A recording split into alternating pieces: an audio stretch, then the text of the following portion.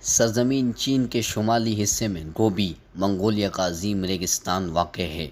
زمانہ قدیم سے یہاں جنگلی خانہ بدوش قبائل آباد چلے آتے تھے۔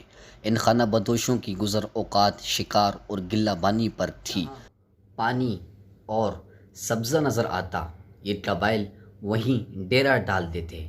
پانی اور سبزے کے ختم ہونے کی صورت میں یہ اپنے خیموں کو لاد کر ایسی جگہ منتقل کرتے جہاں پانی اور سبزہ دونوں میسر ہوتا۔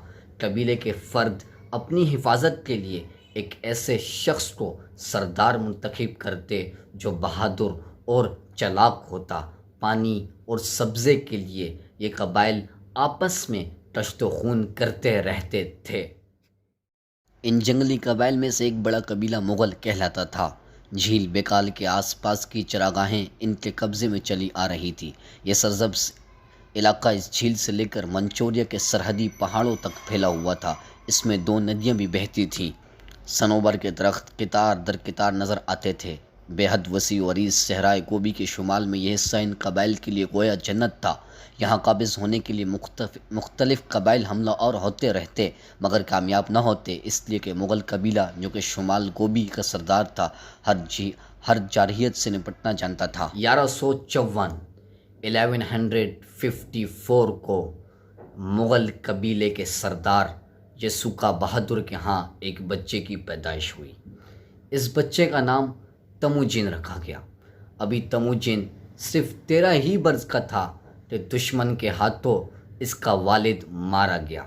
اس کے والد کی موت کے بعد قبیلے کے افراد دوسرے قبائل کی ماتحتی میں چلے گئے۔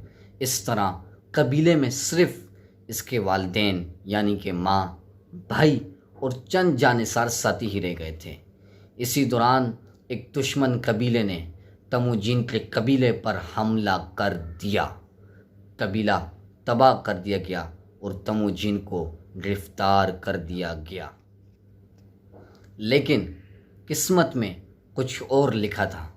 تموجین دشمن کو چکمہ دے کر دشمن کی قید سے بھاگ نکلا۔ قید سے بھاگنے کے بعد وہ اپنے قبیلے کی طرف گیا جہاں اس کا قبیلہ تھا۔ وہاں پہنچا تو اس نے اپنے قبیلے کو نہیں پایا بلکہ ایک ویران جگہ کو پایا۔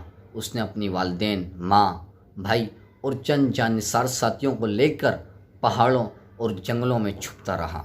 دشمن جانتا تھا کہ تموجین ایک سردار کا بیٹا ہے اور وہ اپنی فوج منظم کرے گا اور اپنے قبیلے کو دوبارہ بنائے گا، اس لیے دشمن تموجین کے پیچھے لگ چکا تھا۔ دشمن تموجین کو ہر حالت میں تلاش کر رہا تھا لیکن ہر بار تموجین دشمن کو چکمہ دے کر بچ نکلا۔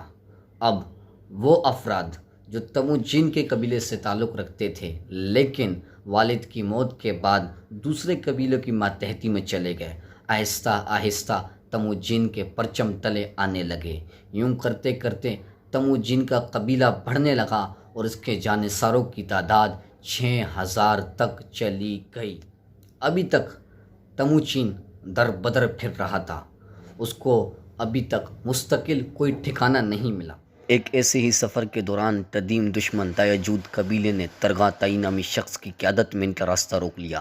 یہ 30,000 مسلح تایجود تھے۔ تموجین نے نہایت برحمل اور ماہرانہ انداز سے اپنی صفیں ترتیب دی اور مقابلے پر آ گیا۔ دن بھر کی معرکہ آرائی کے بعد 6000 تایجود مارے گئے اور بقیہ پسپا ہو گئے۔ تایجود وہی قبیلہ تھا جس نے تموجین کو قیدی بنا کر اس کا گاؤں جلا دیا تھا۔ اس شکست سے ان کے اقتدار پر کاری ضرب لگی اور اس طرح اس کو ایک مستقل ٹھکانہ بھی مل گیا۔ اب تموجین کی نظر ایک بہت بڑے تتاری قبائل پر پڑ چکی تھی۔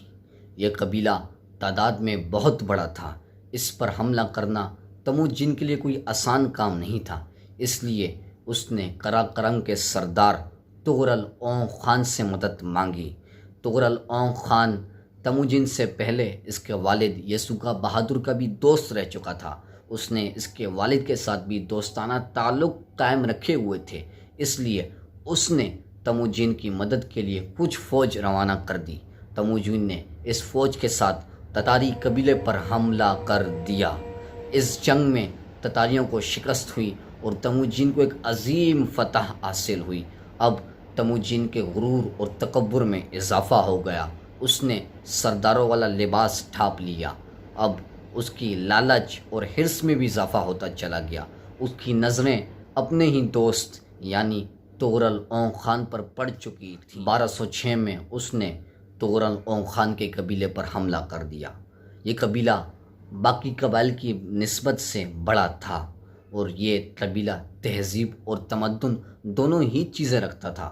تموجین نے یہ حملہ کیا اور قراقرم کے سردار تغرل اونگ خان کو بھی مار ڈالا۔